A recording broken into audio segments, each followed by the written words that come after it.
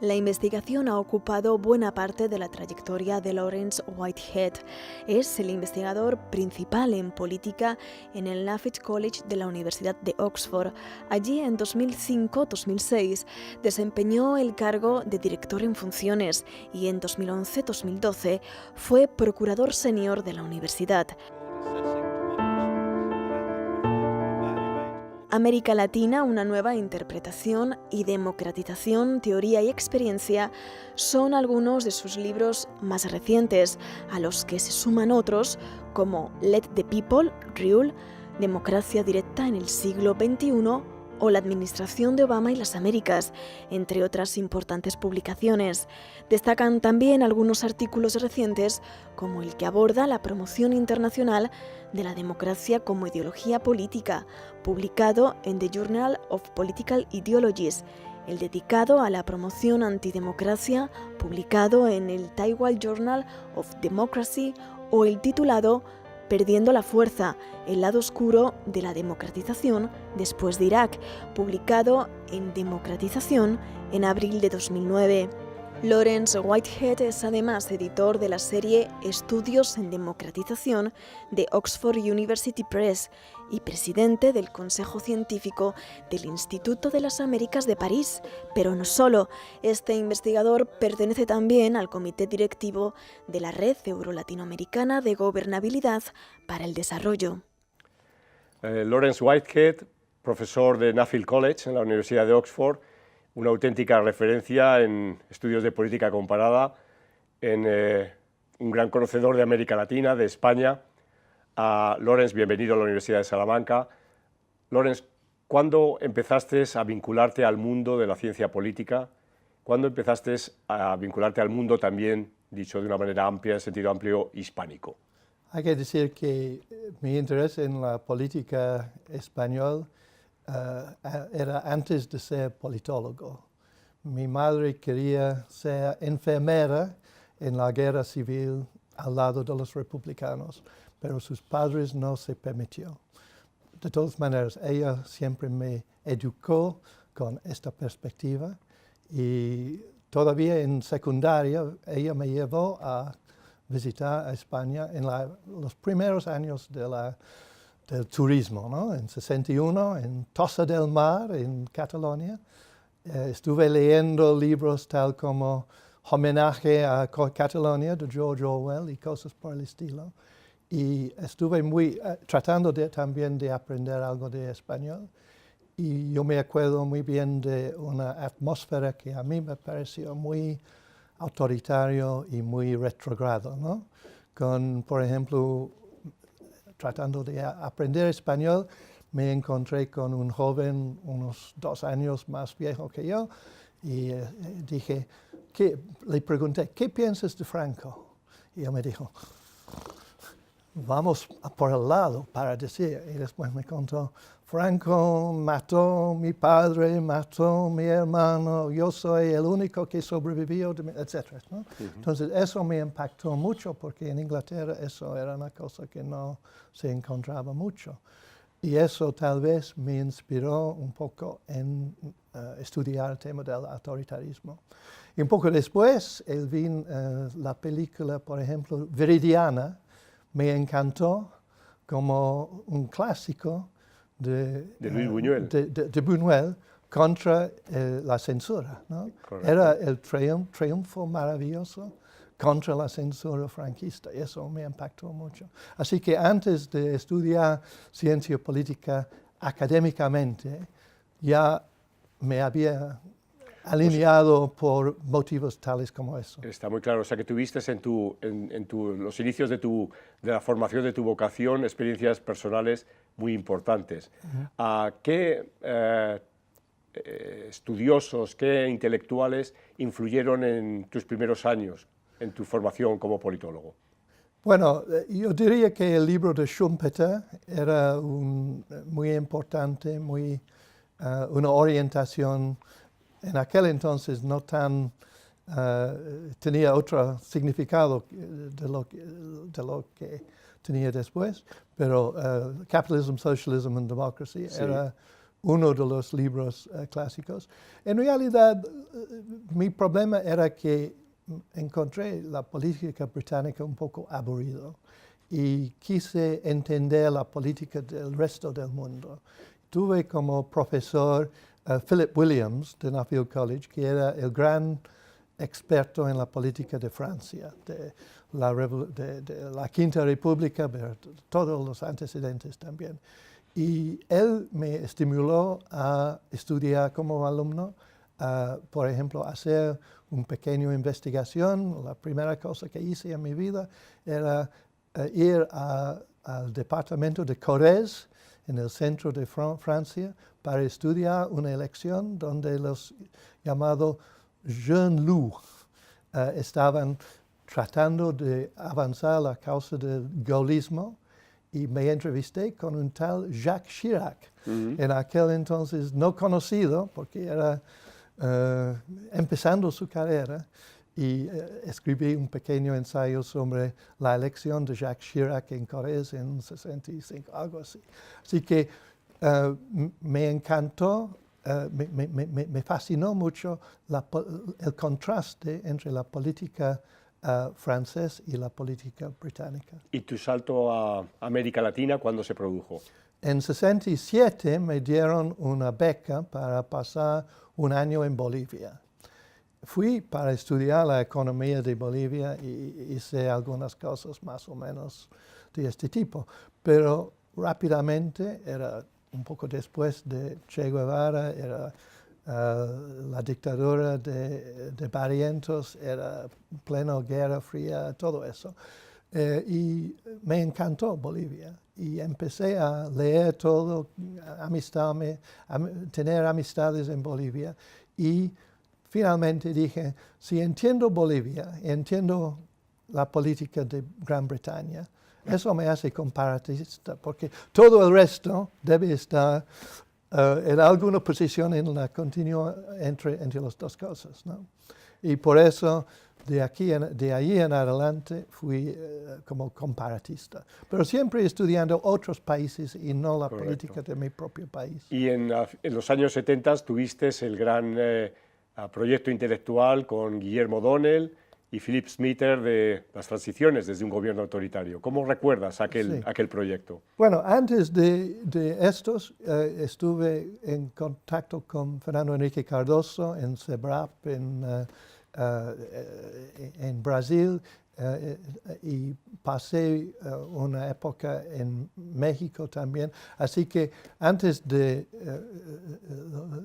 el proyecto sobre las transiciones realmente se lanzó a fines de los años 70, cuando ya ha habido la democratización en España.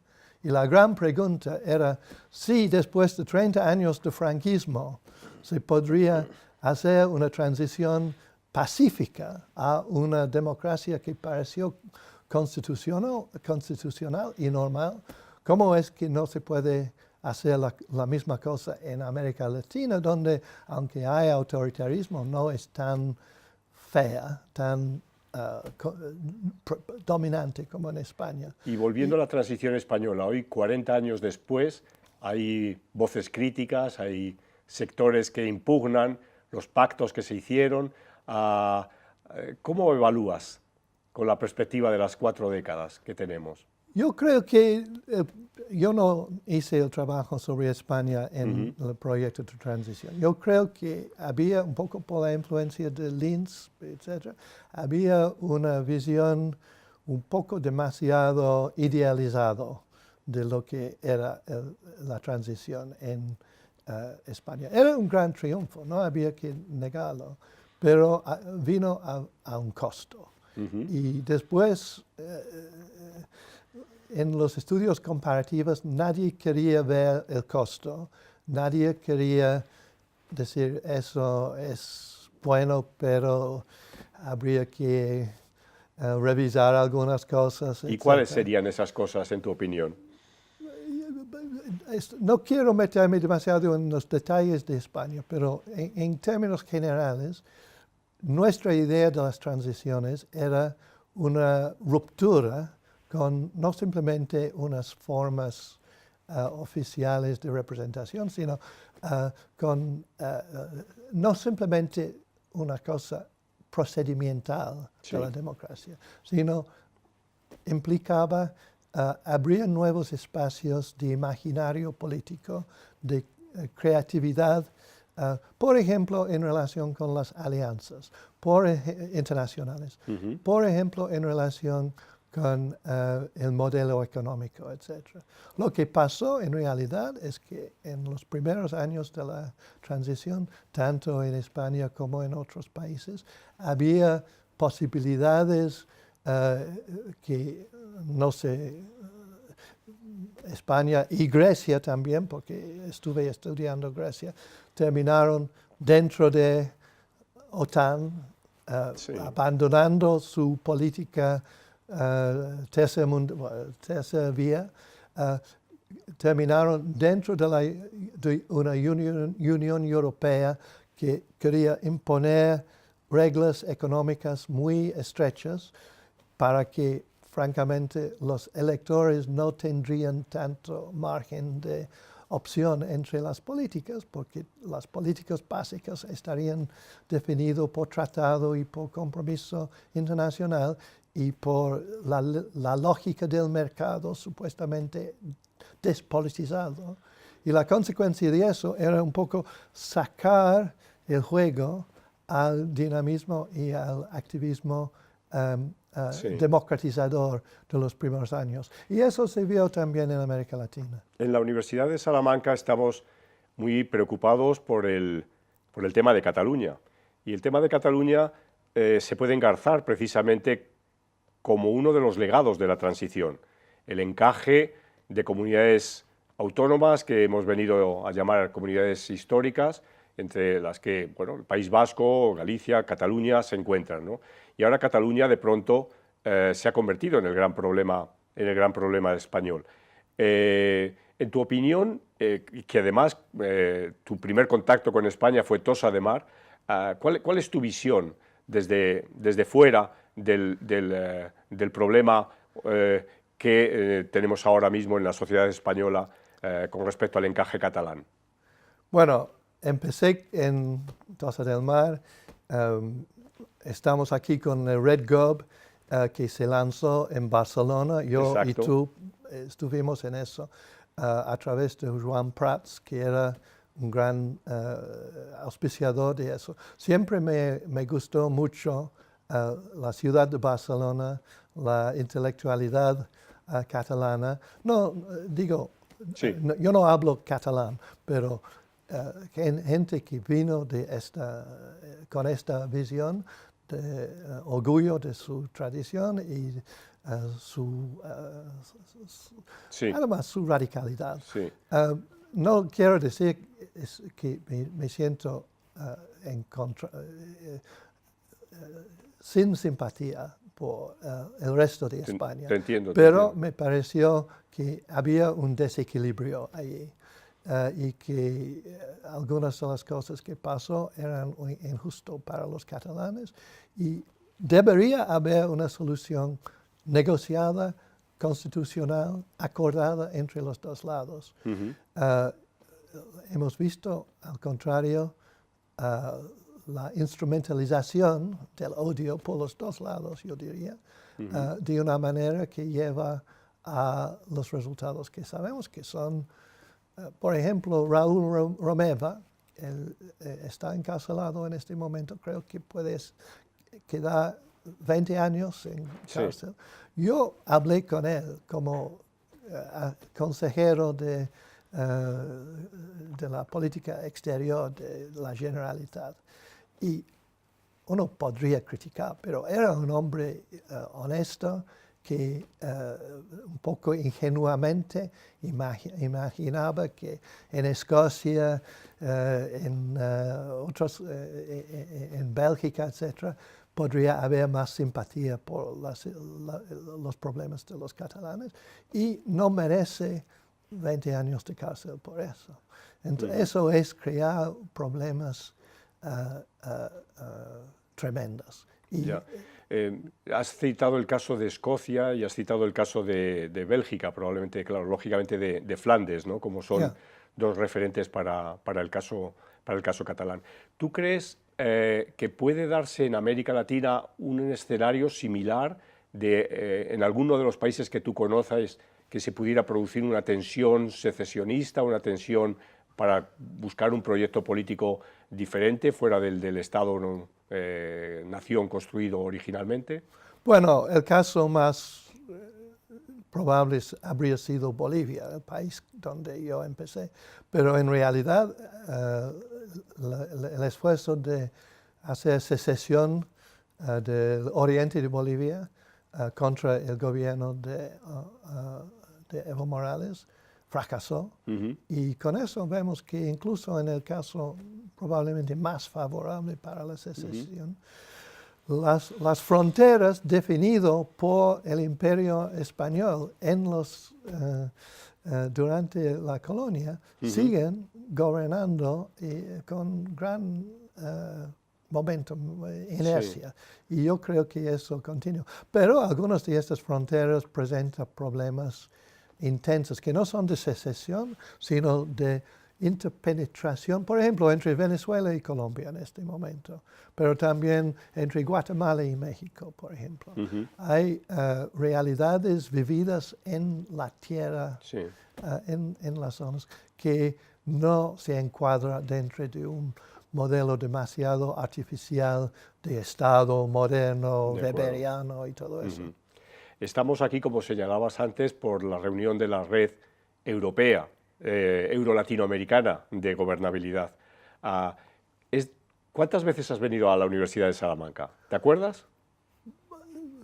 Al menos 6 veces. Al menos 6 veces. ¿Y cuál es tu impresión de la Universidad de Salamanca? Me encanta... Y no hace falta que nos dones la píldora, como decimos. No, me encanta tanto el contexto arquitectónico como los logros académicos que se han, sobre todo para América Latina, estudios de América Latina, es un punto de referencia indispensable, ¿no? De acuerdo, Hay en Europa pocos, es uno de los pocos donde realmente hay la concentración de conocimiento, de contactos y de producción académica que tiene impacto en América Latina también, no tan conocida, por ejemplo, en Estados Unidos.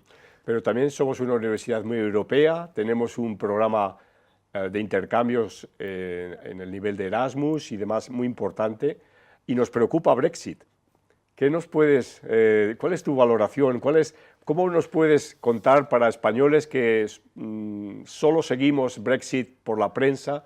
¿Cómo nos puedes contar una evaluación o puedes realizar una evaluación de Brexit? Como te había comentado, toda mi carrera he tratado de estudiar la política comparativa sin incluir a mi propio país. Pero en estos últimos años ha sido imposible no contestar estas preguntas y empezar a decir, ¿qué pasa con Gran Bretaña? No corresponde para nada a las imágenes del modelo.